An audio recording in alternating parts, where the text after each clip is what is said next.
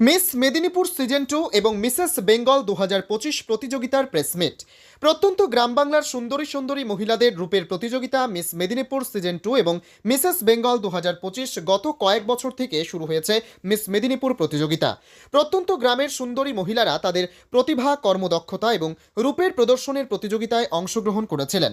এবার miss Medinipur season 2 এবং Mrs Bengal 2025 অনুষ্ঠিত হতে চলেছে। আগামী মার্চ মাস থেকে শুরু হবে। তবে এবারের প্রতিযোগিতা প্রত্যন্ত গ্রাম বাংলার মহিলাদের অংশগ্রহণ করানোর জন্য মহকুমার স্তরে প্রথমে এই প্রতিযোগিতা অনুষ্ঠিত হবে। সেই সকল সফল প্রতিযোগীদের নিয়ে ফাইনাল প্রতিযোগিতা অনুষ্ঠিত হবে চলতি বছরে। আজ এক সাংবাদিক বৈঠকে সংস্থার কর্ণধার শ্রীমতী ডলি পাল ভৌমিক জানান, আমরা এবছর প্রত্যন্ত গ্রামের মহিলাদের অংশগ্রহণ করানোর জন্যই আমরা মহকুমার স্তরের প্রতিযোগিতার আয়োজন করেছে। তিনি আরও বলেন, মেদিনীপুর জেলার অনেক প্রতিভা রয়েছে শিক্ষা, সংস্কৃতি, ক্রীড়া জগতে, কিন্তু মেদিনীপুর বললেই অন্যান্য জেলার মানুষ নাক সিটকে নেয়। কিন্তু স্বাধীনতা পেয়েছে পূর্ব মেদিনীপুর জেলার সংগ্রামী স্বাধীনতা আন্দোলনের পটভূমিকা নিয়ে।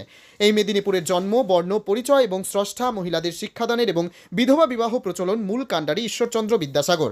আর সেই মেদিনীপুরকে ঘৃণা করে, তাই আমরা এই এলাকার মহিলাদের নতুন জগতে প্রবেশ করতে পারে তার জন্যই মিস মেদিনীপুর সিজন 2 নামেই এই প্রতিযোগিতা হবে। তারই সাথে এই বছর মিসেস বেঙ্গল 2025 এই প্রতিযোগিতা আমরা অন্তর্ভুক্ত করেছে। ফাইনাল প্রতিযোগিতা অনুষ্ঠিত হবে শিক্ষা সংস্কৃতির শহর হলদিয়াতে। মেদিনীপুরের মেয়েরা এই প্রতিযোগিতায় অংশগ্রহণ করতে পারবেন। কারা অংশগ্রহণ করতে পারবেন?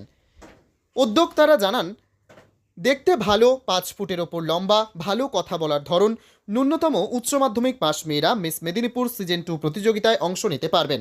তাদের মধ্যে কয়েকজনকে বেছে নিয়ে তাদের তালিম দেওয়ার ব্যবস্থা করা হবে, যাতে তারা মিস মেদিনীপুর থেকে মিস ইন্ডিয়া যেতে পারে।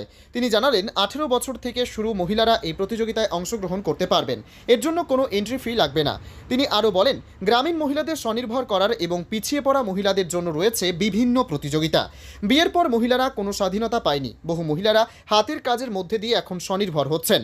সেই সকল মহিলাদের কর্মদক্ষতা, রূপের প্রদর্শন মধ্যে দিয়ে তারাও সমাজের মূল স্রোতে ফিরে আসতে পারে।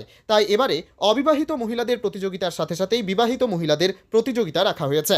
আজ হলদিয়ার জনক তমলুক লোকসভা কেন্দ্রের প্রথম সাংসদ, স্বাধীনতা আন্দোলনের প্রথম সর্বাধিনায়ক সতীশচন্দ্র সামন্তের জন্মভূমি মহিষাদল রবীন্দ্র পাঠাগারে সাংবাদিকদের মুখোমুখি হয়ে এই কথা জানালেন মিস মেদিনীপুর সিজন 2 এর এবং মিসেস বেঙ্গল 2025 কর্ণধার ডলি পাল ভৌমিক। তিনি আরও জানালেন, ইতিমধ্যেই প্রায় 3 শতাধিক মহিলারা এই প্রতিযোগিতায় অংশগ্রহণ করার জন্য নাম নথিভুক্ত করেছেন। আজকের এই সাংবাদিক বৈঠকে হলদিয়া মহকুমা এলাকার বহুত প্রত্যন্ত গ্রামের সুন্দরী সুন্দরী অবিবাহিত এবং বিবাহিত মহিলারা উপস্থিত ছিলেন। বনশ্রী আদক, বিজনেসম্যান কাকলি সাহু, টুম্পা দুবে, সুপ্রীতি প্রামাণিক মাইতি, মোনালিসা মাঝি, শিল্পা কুইলা, স্মৃতিলতা পাত্র, স্বর্ণালী ভারতী, তারা এই প্রতিযোগিতায় খুব খুশি হলেন। এবং বিবাহিত মহিলারা মিসেস বেঙ্গল 2025 এই প্রতিযোগিতা হচ্ছে শুনেও তাদের উপস্থিতি ছিল চোখে পড়ার মতো। মিস মেদিনীপুর 2023 ইউনিভার্স প্রিয়া মিশ্র এই সভার প্রধান অতিথি হিসেবে উপস্থিত ছিলেন। তিনি সংবাদ মাধ্যমের মুখোমুখি হয়ে কি বলেছেন শুনব। আজকের প্রেস মিটের উদ্দেশ্য, গতবার আমরা এই প্রোগ্রামটা করেছিলাম এবং গতবার প্রোগ্রাম করে খুবই সাকসেস পেয়েছি। তো আজকে এই প্রেস মিটের একটাই উদ্দেশ্য ছিল, আমাদের প্রেসের ভাইরা আমাদের এই মিস মেদিনীপুর সিজন 2 এবং মিসেস বেঙ্গল 2025 এর প্রচারটা যদি প্রত্যেকটা কোনায় কোনায়, জায়গার প্রত্যেক কোনায় কোনায় যদি ছড়িয়ে দিতে পারে, তার জন্যই কিন্তু আমরা প্রেস মিট করেছিলাম। এবং প্রত্যেকটা গ্রাম বাংলার যে সমস্ত কোনায় কোনায় তার মহিলারা আছে এবং যারা এই বিষয়ে উৎসাহ আছে, তারা যাতে আসতে পারে, আমাদের প্রোগ্রামে অংশগ্রহণ করতে পারে এবং তাদের স্বপ্নটা পূরণ করতে পারে, তার জন্যই আজকেই প্রেস মিটটা ডাকা হয়েছে। এন্ট্রি হয়েছে তো 200 থেকে 250-এর উপর ফোনে আমাদের ফোন কলে এসেছে এবং নামও লিখিয়েছে। প্রোগ্রামটা সাধারণত আমরা মহকুমার ভিত্তিক করতে চাইছি। প্রত্যেকটা মহকুমারে অডিশন হবে, সেখান থেকেই আমরা ফাইনালিস্টদের বেছে নেব, তারপরেই আমরা ফাইনাল রাউন্ড শুরু করব। আপনার নাম? আমার নাম ডলি পাল ভৌমিক, আমি হচ্ছে এই মিস মেদিনীপুর ইভেন্টের উদ্যোক্তা। জগতে আমার নতুন দ্বার উন্মোচিত হয়েছে আমার কাছে। আমি এরপর পরপর অনেকগুলি টাইটেল উইনার হয়েছি। আমার কাছে মডেলিং জগতের একটা নতুন দিক উন্মোচিত হয়েছে। আমি এরপরে স্বনামধন্য অ্যারোমাথেরাপিস্ট কেয়া শেটের যে প্রোগ্রাম হয়, ওখানে ওই বিউটি কন্টেস্টে গিয়ে ওখানেও আমি সিলেক্টেড হয়েছি এবং ওখানে আমি অ্যাওয়ার্ড উইনার হয়েছি। তারপরে ফ্যাশনস টাইটেল উইনার হয়েছি, দ্য ক্রাউন কুইনে অ্যাওয়ার্ড উইনার হয়েছি এবং বেশ কিছু সাব টাইটেল উইনার হয়েছি। তো আমার কাছে এই মিস মেদিনীপুর টাইটেল উইনার হওয়ার পরে এটা আমার কাছে একটা বিশাল বড় অ্যাচিভমেন্ট ছিল এবং আমার মডেলিং কেরিয়ারে মানে আমি কি বলবো যে এটা আমার কাছে একটা মানে ভাগ্য পরিবর্তনের মতো বিষয় ছিল।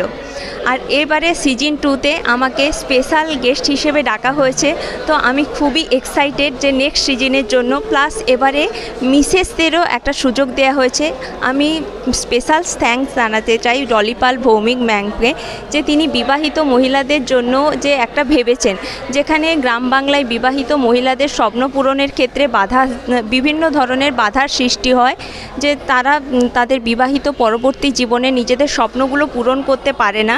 সেখানে ম্যাম তাদের যে প্রতিভাগুলো দেখানোর জন্য যে একটা মঞ্চ দিচ্ছেন, তার জন্য যে ম্যাডামকে আমি অসংখ্য ধন্যবাদ জানাতে চাই, যে তিনি এত বড় একটা মঞ্চ তাদের দিচ্ছেন, যে তিনি এত বড় যে একটা উদ্যোগ নিয়েছেন যে তারা তাদের প্রতিভাগুলোকে দেখাতে পারে এবং এই মঞ্চের মাধ্যমে তাদের স্বপ্নগুলো বাস্তবায়িত করতে পারে।